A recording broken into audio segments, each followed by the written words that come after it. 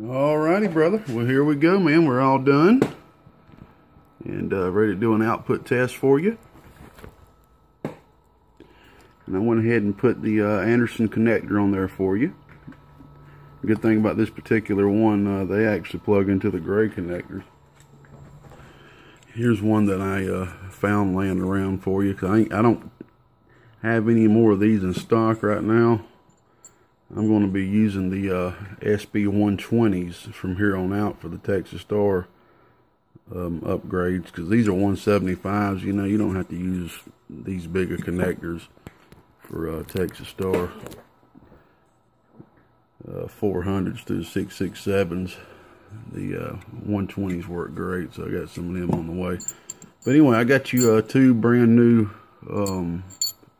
fingers, as they call them down here in Georgia. Fingers. Got you two new fingers. They're fingers. But so here's all the parts that came out of it, all organized for you to look at. I remember earlier in the other video, I was trying to find that 15 picofarad cap. There it is right there.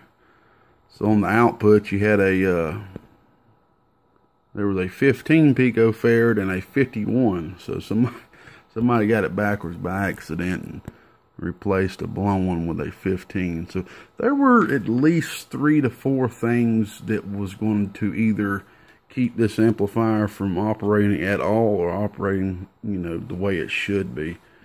So we got all those things fixed for you. Here's all them caps I told you that were basically falling apart and cracking already. You'll find these in a lot of the older amps. And just in case anybody's ever wondered, you know, how do you read what value these are? Well, you do it just like a resistor. See, these are 104s. You know, 104, what that means is that 4 means add 4 more zeros. So 10 and then add 4 more zeros. So that's 100,000 picofarads. So you got a brown, black, yellow. And now I know it's corny, but I learned my resistors and I still use it till this day. And I can look at any resistor and know the value of it just because of this. And I never have to use no chart or nothing. Big boys race our young girls, but violent generally wins. So brown, black, yellow. Brown is the second place, so that's 1. It starts with 0, 1, 2, 3, 4, 5, 6, 7. So that's brown, black, yellow. Yellow is big boys race our young. 4 zeros. So brown is 1, black is 0. Add 4 more, 100,000 picofarads. So they're 104 caps. So yeah, so we went ahead and went through everything, all the parts. I put you, here's the hardware that was on the SO239s. I replaced that with stainless steel. I pretty much use stainless steel on everything I use. It's just best to spend a little extra money, so in the long run it won't be rusted on people. So put you a delay cap on there, lens. And let's see here. I don't know if there's anything else I had to do to it. I went ahead and left the input cap in there, man. I sat there and looked at it for a while and just thought about different ways I could put a metal down in there. See, metals are going to be shaped the way they are. You can't reshape them like you can the leads on a capacitor. And you know, if it was an absolute must, I could pull it off. And I mean, you can let me know if you absolutely want me to put, that's a 50 picofarad capacitor. If you absolutely want me to put a 50 picofarad metal right there, just let me know and I'll do it before I ship it out. But I wouldn't be able to put it right there. I'll just put it that way. I'd have to put it somewhere around over here and run a wire. I don't really want to do all that, to be honest with you. There's no need for it, but hey, it's your amp, man. You know, and what matters is what you want. So you just let me know. If I don't hear nothing about it, I'll just leave it be. But yeah, man, there's 4 458s in here. They're not 454s. Usually you'll see Texas Star use 454s or 3222s with these amplifiers, but they did at times use other 80-watt Motorola's, as you can see here. These are yellow dot 458s from Malaysia. I have to look at my gain chart to see where that... Give me 1 second. Let me pull my gain chart out. I don't think I've ever done that on the video. 1 second. We'll take a look at these, man. These transistors are so old. The yellow dot is not even on their gain chart. Here's their gain chart right here. You'll find this on a lot of old school Motorola publications and such. So this is their gain chart. I actually bought 16 455s about 3 years ago, and 3 of the 455s were double orange dots. And boy, some bad little cotton pickers, man. I used one single 455 in a, I call it the Moto 5 pill build I did, driving 4 421s. And I mean, I almost couldn't even get that dang transistor tamed. And back down, it was driving the snot out of them cotton pickers, man. And I got 2 more of these. I'm using one in a Moto 3 pill, which that's going to be quite fun taming that cotton picker. But yeah, if you ever find you some double orange, double red, come on now, focus, double red or double brown, you know you got you some or there's possibility there's some good high gain transistors. Of course, you know, this is how they start off. And of course, as they're used, they drop from there. So you can see green, you know, they're not too high to start with. But these right here, you know, they start off pretty high. So anyway, I don't think I'd ever pulled that out before. But yeah, yellow's not even on the chart. So who knows what yellow falls into. That publication that I got this list from may be a little newer. I may have to find even an older one to see what yellow is. Alright, man, we're going to start this thing off. The box is a little bit too big to hook up on the servo supply right there. Which I could do it, but it's just a little bit too big. That servo supply is supposed to be a 70 amp supply, but I barely get 45 to 50 amps out of it. Trust me, when I get called up and get out of this little work hole that I've got myself in, I'm going to be doing a couple of things around the place here, and one of the biggest things is getting out of this cot picking garage and getting into my dang shop. That's the biggest thing. But anyway, so we're on the unregulated 100 amp supply on the medium tap, okay? I'm on the medium tap. I don't really think I'm even going to flip it to the high tap, but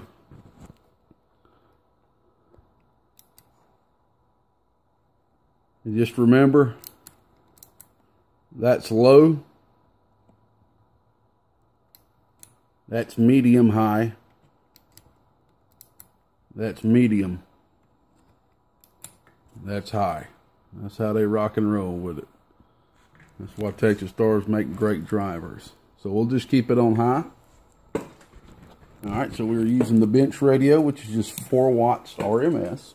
And what that yields for us on the 1000 watt slug,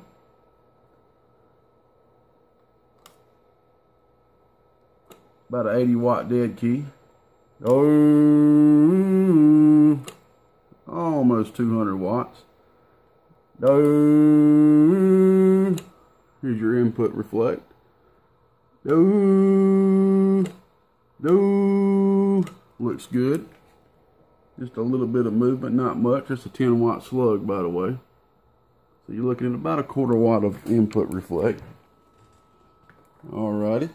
And the voltage is dropping to 15.4, which is a little high. But once we hook up the hot radio, that's going to drop a little bit lower than that. Alright, let's see where the peak is at. PDP. Oh, right there, almost 600 watts on this cotton picker. 458's getting down. So just talking about 550. Just show you the meter works on there. And oh yeah, oh yeah. All right, brother. Well, let's go ahead and hook up the hot radio just to give it a little bit more drive. If this was my box, I'd just run it just like that right there. Because yes, this is advertised as a DX600. But one thing you do have to keep in mind is these transistors are probably older than me. And I do not know what the driver transistor is. It's either a 2072, a 455, a 458, a 450. Not a 458, excuse me. A 450. It could be a number of small 60-watt transistors. It could be quite a few of them. All right, let's hook up the hot radio and double our input RMS drive, and we'll be right back. Alrighty. So we're driving about 8 watts RMS into it. That is now giving us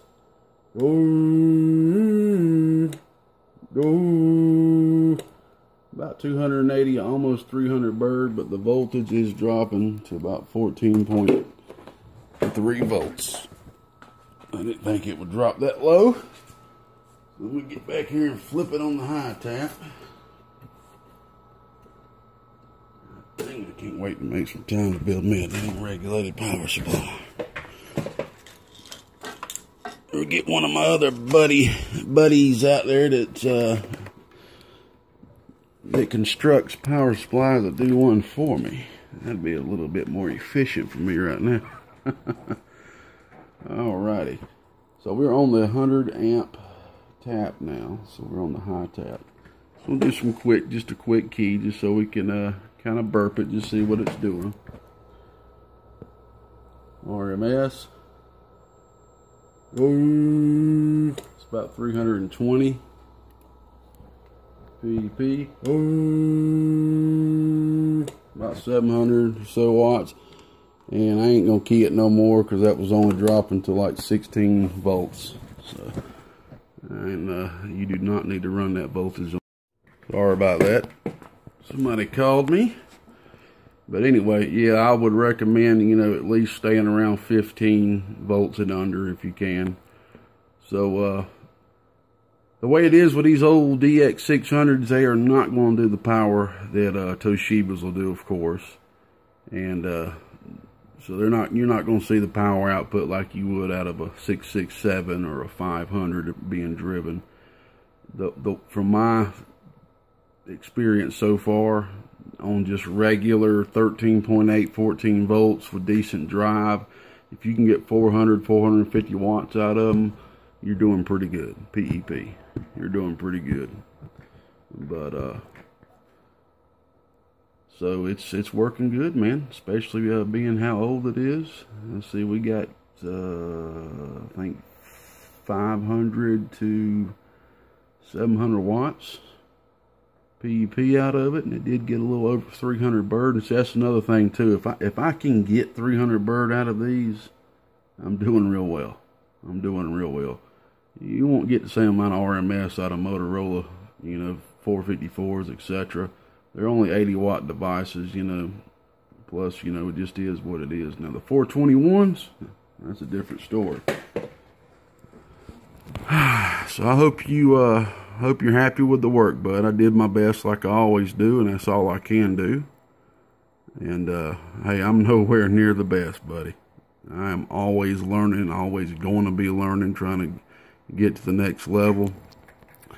I know you got a bit upset with me over this, man, and I do apologize about that. I know you had to wait a little bit on it. We still got this done quite a few spots ahead of time, which is public now, but it's all good. I've talked to most of the people that were waiting before this one, and man, they're all understanding. They're all completely understanding and cool, so it's all good, bud. I'm just glad to be able to get it done for you, man, to get this thing back up there to you, man, so you can enjoy using it. I know this was your dad's amplifier, which people out there need to understand. It ain't like this is just an amplifier that you bought from somebody you want to repair. This thing had sentimental value to you. This was the person's amplifier, the reason why you're even living in this dang world. You know what I'm saying? So this was your dad's amplifier. And I'm sure that seed was planted in you to get you in this hobby. I wish that was the same way for me. I had to find this hobby on my own around the age of 26, or so. Somewhere around that age. And I wish I would have known about this growing up, man. I'd have been building these cotton pickers back at age 10 years old, because that's when I first got introduced to a soldering iron, even though I didn't know how to use the dang thing. But yeah, man, so we got this bad boy done. Everybody else out there waiting on me, just do your best to hang in there with me. I am literally working like a dog. I am pushing myself as hard as I possibly can. I have literally formulated everything around me with my family, with my friends, with my kids, to take away a little from them so I can put more towards this. And it should not have to be that way, but it's just as simple as this. It doesn't get any deeper. You can look at it any way you want, but it's just as simple as this. My business began to increase quite a bit about a year and a half ago or so, and I just simply took on too much work. I didn't realize how much I was taking on, and there's a lot of guys out there that's done the same thing and had to learn the hard way like I've had to learn. And hey, I will never make this mistake again. I know there's a lot of y'all hanging in there with me, backing me up. The last thing I want is any kind of fights and bickering going back and forth on Facebook. I don't even have time to go into Facebook and read all the comments that's being said and this and that. That's the last thing I have time for. I mean, I need to be spending as much time possible on this. The way that I am, when I do something, I devote my whole being, my whole essence into that one thing. It's a problem, at the same time it's a blessing. And when I get on Facebook and get into da-da-da, as some of y'all probably know, I'll sit there and write a whole book just doing a reply, you know. And I'll be on there for hours. But even the guys out there that don't like the old Gatekeeper, I want to say God bless you. And I want nothing but the positive, big mad blessings coming your way on that cow picking end. I'm the type of man that puts water on the fire, and I pray for my enemies. And I ain't doing it for y'all. I'm doing it for me. That's just the way I was brought up on this cow jobbing end. I think that's it. But oh, let me tell you, there's a meter I told you I found. I tried to short the meter back with some solder. You know, when you short the meter like that, it'll keep it from bouncing around. So I just put a little solder, wrapped some solder around it just in case you don't have any or needed some, but also to short that out. And I got some hardware out of my hardware case for you. And this right here is just in case you want to attempt to pull this front off. And like I said, the meter they put on here isn't the meter that they normally put on here. So they pretty much had to glue it or do something. I probably would have did it a different way. Probably used some real strong double-sided sticky tape. But so anyway, I'm gonna send this right here, man, and this front, me and this Anderson. And that's the least I can do, man, for you having to even be put in a situation I had to go through this type of wait time. And plus, you know, I made the crazy mistake that I did in the beginning, which I have never made that mistake before, and hopefully I never will again. But I had two of these here, and I got another one still here I got to get to. It's actually already been reworked by somebody. I mean, it looks almost like they've already went through and done kind of what I did. So you really can't call this a rebuild. I would just call this like kind of like a refurbished. You know, like I went in here and refurbished, got all the old parts out that it did not look good, that I didn't feel good about. Put new parts in, did a full power wire upgrade for you. Put metal clad capacitors in the majority, I would say at least 90% of the tuning section. The only one that didn't hit is the one right here, which I've already explained why. Everywhere else, all metals, man. All metals. So this thing should stay real good and stable for you as it heats up. Get you some fans on it and enjoy, man. And the only other thing I did, which I do on all the old school Texas Stars or with these type switches, I went ahead and soldered each tab right here, because they're real bad about oxidizing or spreading apart as stuff heats up, and then your lamps will start flickering and stuff. So I went ahead and just soldered that for you and just did the normal stuff I usually do, man. So you should be ready to go, bud. And also I'll put that sticker on there for you in the back. I got a roll of about 3,000 of them stickers, man, so I'm set for life with them cut pickers. So I got you that sticker put in the back for you, man. So you're good to go, brother. Thanks for hanging in there with me, man. I hope you're happy with it. That's the main thing. That's the only thing I'm worried about. Just want to make sure you're happy, because that's the only thing that matters in the end. If you're happy and this joker's working right, so you can get out there and do some damage out there in the DX land. Or heck, might use this as a driver on a big 16 or a 24. Oh, Gatekeeper said that, and I'm out the door, and I'm gone. Bye-bye. 73s, God bless. Since this video is going to be reviewed pretty strongly by the public, after I got done with that video and I was about to start putting everything up, I heard a voice in my head say, "Who didn't show no damn video showing the output reflect time? The hell's up with that, man?" So I thought I'd throw a 5-watt slug. Throw a 5-watt slug in and show you the output. Y'all probably noticed old Gatekeeper never shows output reflect. I'm not going to get into why I never show output reflect. For one reason, when I'm doing my repairs and builds, I do check the output reflect. But for one thing, I got to change slugs while I'm doing the video. Once I get actually on a real bench and having a third bird meter hooked up, I'll have one set up at all times. But another reason is I'm on a resistive dummy load. I'm not going to get deep into that, but all I'll say is that one of the absolute best ways to truly look at your output reflect is on a theoretical perfect literal antenna. And I don't have a theoretical isotropic antenna up out here in the sky, but just to dot all my T's and cross all my I's. I mean, dot all my I's and cross all my T's. I throw a 5-watt slug in real quick. Oh, let me turn the supply on. Alright, 5-watt slug in reverse. I think this is the first time I've ever showed output reflect. This is just the reflect coming back from the dummy load. You understand what I'm saying? But we're on a resistive dummy load, so. But anyway, so that's a 5-watt slug. Oh, dear. Oh, dear. So where you see the, let's see, 5-watt slug, so where you see the 10, that would be 1 watt. In between that would be a 1/2 watt. Oh, so I don't know, that's a microwatt. There's your input still. Oh dear. Oh dear. Oh dear. Oh dear. Oh dear. That looks good. Oh dear. And once you start putting some of your attenuators on, your input reflect goes down even lower. Oh dear. So it's all good.